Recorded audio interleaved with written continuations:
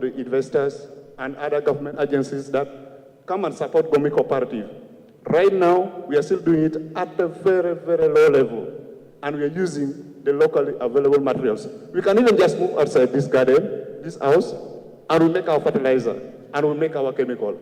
Now, if this is industrialized, we make it like in a large-scale production, and we sell it cheaply to the people. Check the impact on us and to the community. I beg to submit because of time. Gomi, we are there to go on making improvement. Thank you.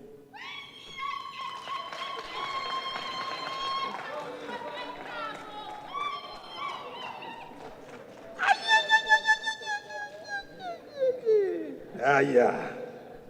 I was going to join in. Very interesting presentation from Gomi Multipurpose. And we are really appreciative of what you've done so far. Let's have a round of applause for them, please. Because of time, I'm also going to manage our judges. We had very many questions. I would like to only have approximately maximum 3 questions from the judges, and then we move to the next team. Please stay around as they ask the questions. Well, thank you, Gomi, for that very wonderful presentation. I would like to know how far you've gone in as far as documenting the details of your products. Have you patented your products? Have you gone through any scientific test to make sure that your products are effective? Thank you. Thank you. Thank you very much, Gomi. I don't know if that was part of the innovation, but at least we're able to laugh. You started with a problem of a market that was rejected. All through, you talked of the solution. We sort of didn't feel how the solution has solved the market problem. So for me, that was a missing link in your presentation. So and it just answers what you said. The land previously, when you began using the chemical, what changed in its productivity? And so when you went back to the market, what did you gain? It's missing, so it leaves the story hanging. And we are still waiting to know whether you are still at a loss or something is happening. Okay, thank you. This is very good. This is very good. Concerning the documentation, this is a certificate from ZADI. We're in the process to reach the national level. But so far, we have done it at the regional level. You can cross-check. And then the market solution. We are using free chemical on our products. That means when we go to international market, like we are selling our produce, the collective produce, others we buy from our farmers, and then we stock together, we'll bag, then we sell. When they taste it, they cannot get any chemical on any of our products we are selling. And we make sure that we buy strictly the one which is chemical-free products from our farmers. So it is giving us access to any market, and therefore with a good price. For instance, last time when we made a loss, they gave us a maize at 2,000 per kilo. When they rejected it, we sold it at 1,300 at a local market. A big loss of 700 shillings per kilo. Multiply that times 60 tons, 67 tons. That was a huge, huge, huge gap. Now, that question alone is like I'm answering even the gains after the use of this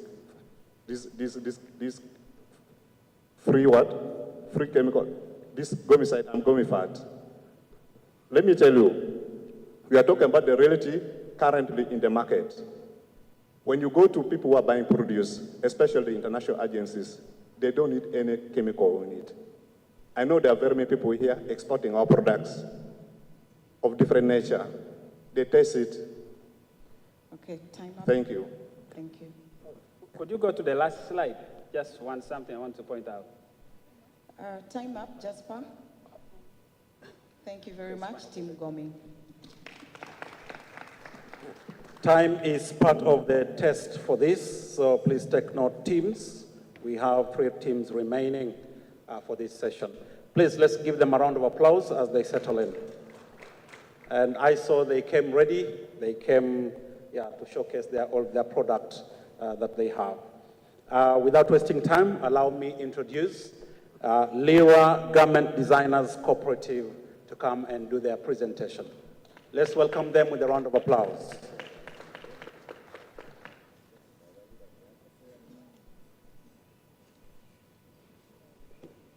Main presenter here, the rest we can settle on the chairs, please.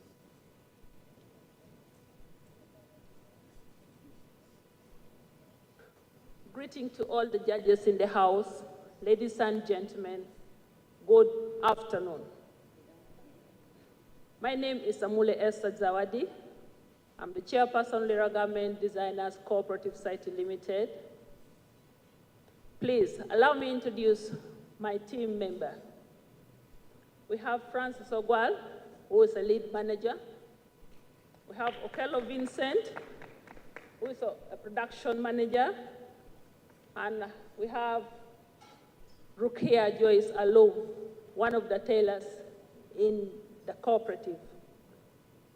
Ladies and gentlemen, Lira Garment Designers Cooperative Society Limited, in this innovation, we are competing in the category of cooperative members' development for improved quality of life. And we are very happy to be part of this innovation. Who we are? We are skilled tailors and designers found in Lira City. We registered way back in 2018 as cooperative. We deal in clothing, school uniform, traditional wear, bridal wear, fashion and design, garment production, and training. We have 353 members, of whom 150 are male, 228 are female, and we also have 3 persons with disability. And ladies and gentlemen, out of these 353 members, we have 272 youth. Ladies and gentlemen, our vision is to be a leading hub for creative, high quality, and sustainable garment production that empowers local designers, transform the fashion industry in northern Uganda. How? Is to unite garment designers through cooperative principle, training, sharing resources, markets, and financial opportunity that promote innovation, self-reliance, and inclusive economic growth. Ladies and gentlemen, this is a teamwork.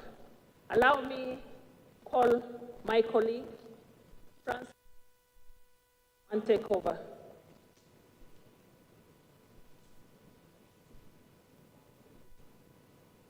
Thank you very much, Madam Esther. I am going to handle the problem. The problem when we started, we were working long hours. When we started, we were having long hours as tailors. So the long hours was posing a lot of health hazards to us. And the end result was that we were having a consistent back pain and swollen legs sometimes. We find that one tailor alone would not be able to satisfy customers' needs, especially when it's time for festive season, when it's coming like now. We find that work is too much, one person cannot do it. At the same time, we find that we were lacking resources. We didn't have equipment and tools, and the end result was that there was low revenue, low morale, and limited growth. But ladies and gentlemen, the solution is actually best explained in Lao proverb, which says, so which actually means one hand cannot achieve much. That is actually in our language. So it comes that we came together, share resources, put our skills together, and then we learn from one another. After learning from one another, we are now able to train, do mentorship, and then we are able to bid for the bulk contract now. Our business model. Our business models are, we do have the following sources where we do generate money from. We have membership fee, and we have interest on loans. We have member shares and training fee. And lastly, we have sales from the contract we do make. In the year 2023, we generated a total of 128,783,000 Uganda shillings. And in the year 2024, we generated a total of 131,871,000 Uganda shillings. And this year, 2025, we generated 154,014,000 shillings. Look at our chart here, is showing, the chart is showing the revenue percentage contribution, which shows that at least contract is actually doing well for Lira government. Our growth, we cannot grow without people supporting us. We really have our partners, the key partners we have Lira University, we have Town College, which is a secondary school, supporting us with the uniform, we give us uniform, and then we have Uganda Technical College. That is actually we're making for them lab coats and rubber rolls. In the year 2023, we generated 450 million, and in the year 2024, we generated 114 million, or 2,000 Uganda shillings. This year alone, we generated 126,950,000 Uganda shillings. If you see from this, we see that the contract contributes an average of 85% to the annual revenue. And our ability to win bulk contract has grown from 15% for the last 3 years. Our financial viability. Ladies and gentlemen, when you look at financial viability, you see that in the year 2023, we generated a total of 128,700,000. Expenses incurred that year was 49 million. The net profit was 79,783,000, and return on investment percentage was 61.95. In 2024, we made 131,871,000. Expenses incurred that year was 55,400,000 Uganda shillings. The net profit was 76,471. The return on investment percentage was 57.99. And this year alone, we generated 154,014,000, and we incur in the expenses of 59,102,000, and net profit we generated was 94,914,000. The return on investment percentage was 61.63, with an average of 60.5%, ladies and gentlemen. This innovation leverage to be a strong and profitable return on investment, which makes it very viable. The chart now showing the revenue and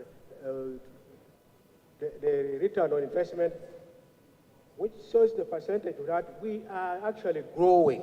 We are doing something, we are moving. We are not just seated when you look at this. So the impact is very good. we are seeing from 2016, when it started, we were having only 10 members. But this year, 2025, we are 363 members. We provided also employment opportunity to our people. 292 tailors got employed with 150 fully employed members. And we improved actually from 10 members in 2018. Francis, could you speak to the microphone? All right. We improve members' standard of living. As we can see, we have a testimony from Alum Lokia. Lokia, can you stand up? Just from there, stand up. Ladies and gentlemen, the girl you look at, that beautiful lady you are looking at, we pick her from the street. When we pick her from the street, we counsel her, we train her, and then we employ her. She is now able to earn for herself 250 Uganda shillings. And she is able to feed herself. She's able to rent a small room in her home. She has bought a mobile phone just 2 months ago.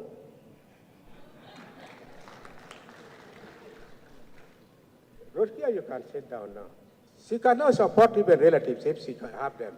So, ladies and gentlemen, this is not only the Rukia who is actually having that kind of life. We have improved our members' life from 120 to 180 and 300. Depends on how fast you are. If you're fast, you can make 300. If you're slow, you remain in 180. That is actually the impact of our thing. Thank you very much. Competitive advantage. When you look at these people here who are competing with us, they are just businesses. They are not cooperative like us. We are the only cooperative in the northern Uganda, and if not all, in the whole of this country. So it makes us very viable that we can beat all of them using the parameter there: affordability, accessibility, quality, timely delivery, innovation, partnership, and social impact. We find that we still beat them. Later, government still rank #1.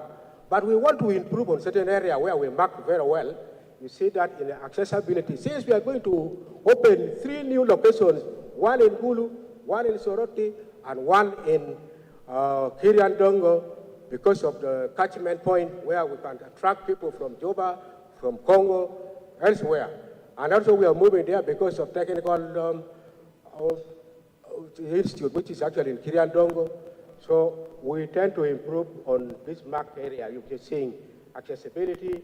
We also want to improve on quality so that our customers can pay for value of their money. And at the same time, we must improve on innovation to meet the international standard.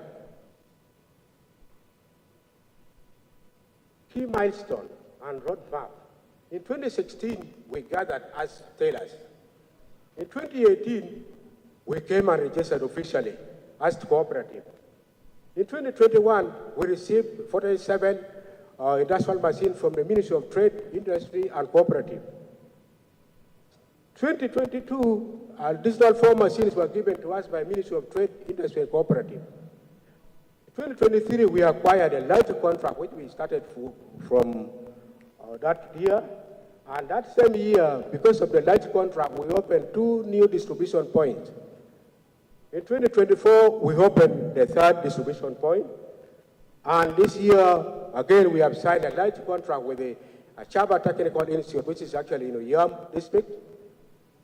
Come 2026, we have thought of creating 3 distribution points, one in Gulu, one in Soroti, and then one in Kiriandongo.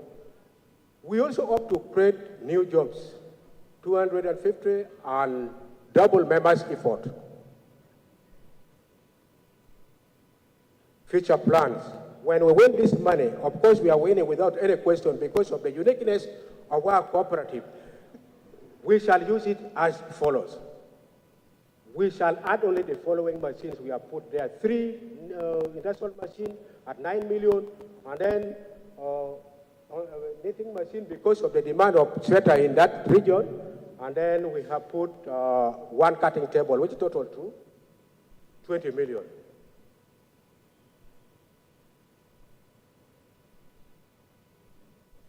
Next slide.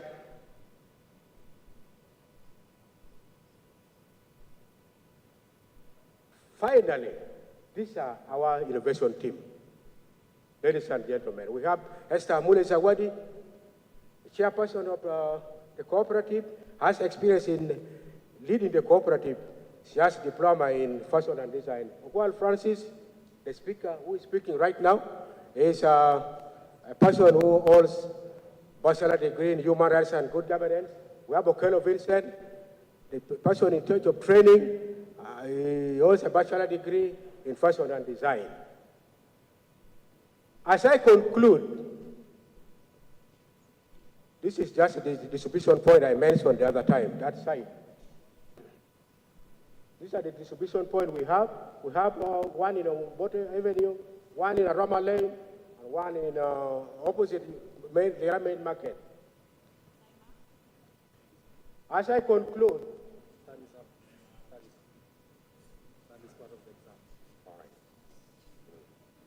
thank you.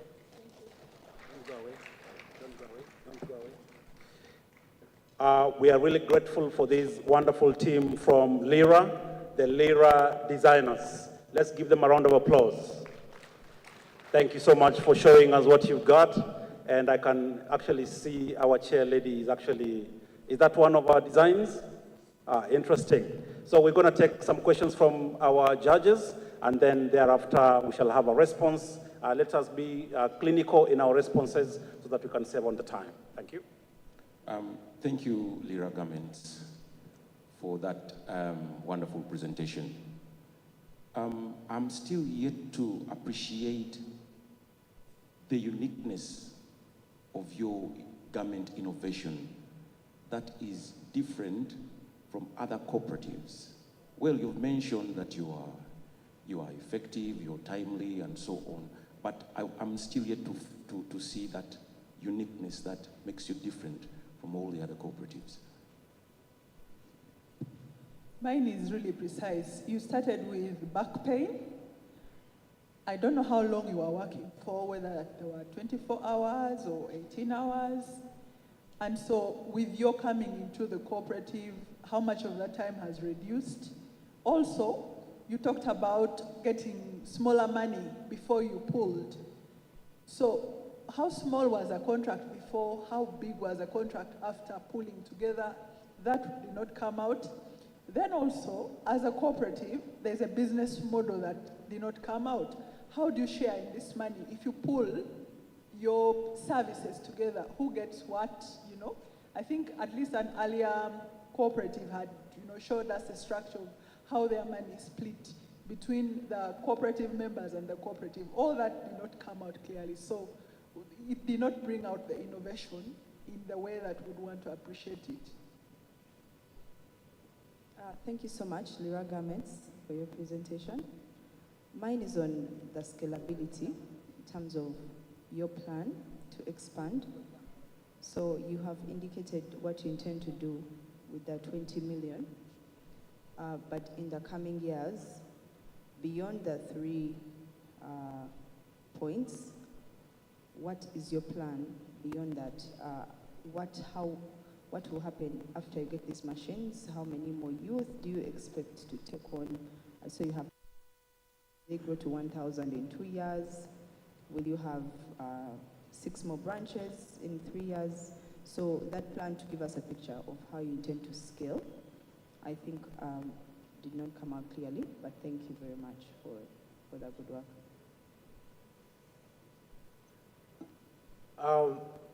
I can refer to Vincent. Can you answer that question?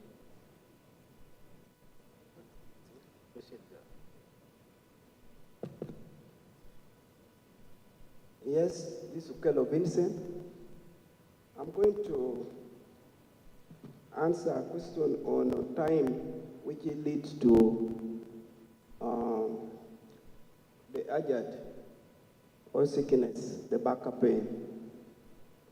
You know, when one person is working, the tension from the clients may lead them to go beyond the working hours. That's to say, we are supposed to work for 8 hours in a day, but with the tension from the clients or our customers and the work which is given to you, you may go beyond 12 hours. Sometimes you may intend to work even overnight. That one will cause you now back pain and the leg swelling. That's about the time you ask.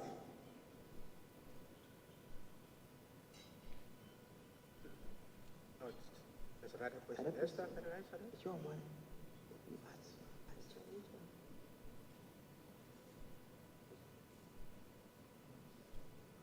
Really, we did not pick all the questions. Your voices were low. Yes. More especially the last question, I did not pick. We would like to thank you very much.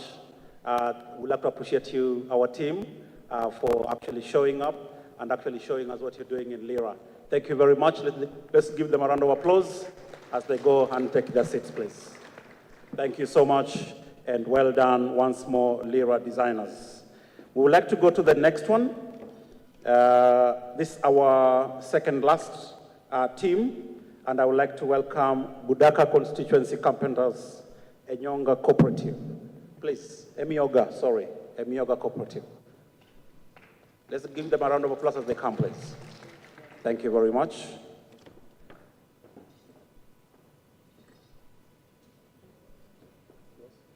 Our dear judges, investors in the house, our auditors, ladies and gentlemen, I'm called Susan Olomor from Budaka Carpenter Circle. I am the treasurer of the circle. Along with me, I've come with a big man. That is the chairperson of Budaka Carpenter Circle. Mr. Kapule, can you wave to the audience? Budaka Carpenters, slide. First slide. First slide. Not there. We are turning wood into treasures and dreams into reality. Next. That is how we looked like between 2021 and 2022. We were an empty workshop with no projects. And this is how we look like today. We have different enterprises implemented by associations. You see hairdressing, you see a truck, transport, you see tree planting, you see carpentry, people at work, you see a poultry project. About us, Budaka Circle started in 2015 by 10 carpenters. We are located at Budaka town on Gwanyi Street. The circle operates in a district. Excuse me, dear judges.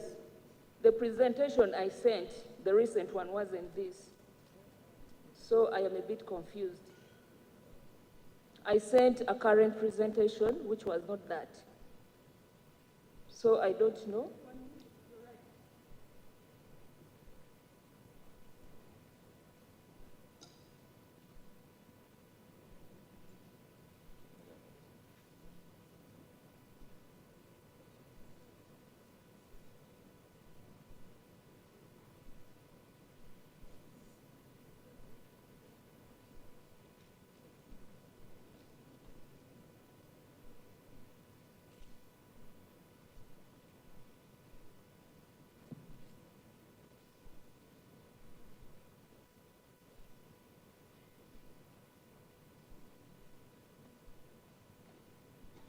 That's the confidence of the winning team.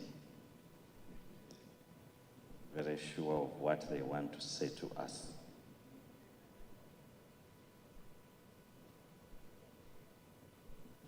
Thank you. As we wait for our our technical team to resolve the issue. I would like to first of all thank all the participating teams for taking time to prepare very good slides to actually showcase this particular affair.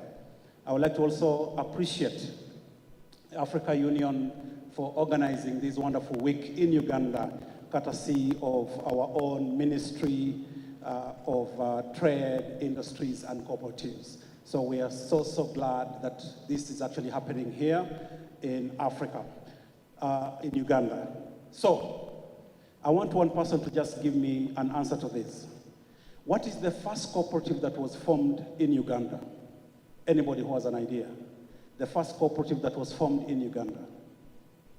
First cooperative that was formed in Uganda. I see a hand up.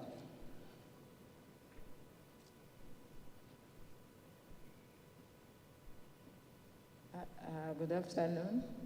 The first cooperative formed in Uganda is the Uganda Coffee Development Authority.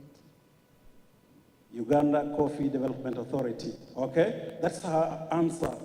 So we're not saying it's the right answer. Mr. Leonard, for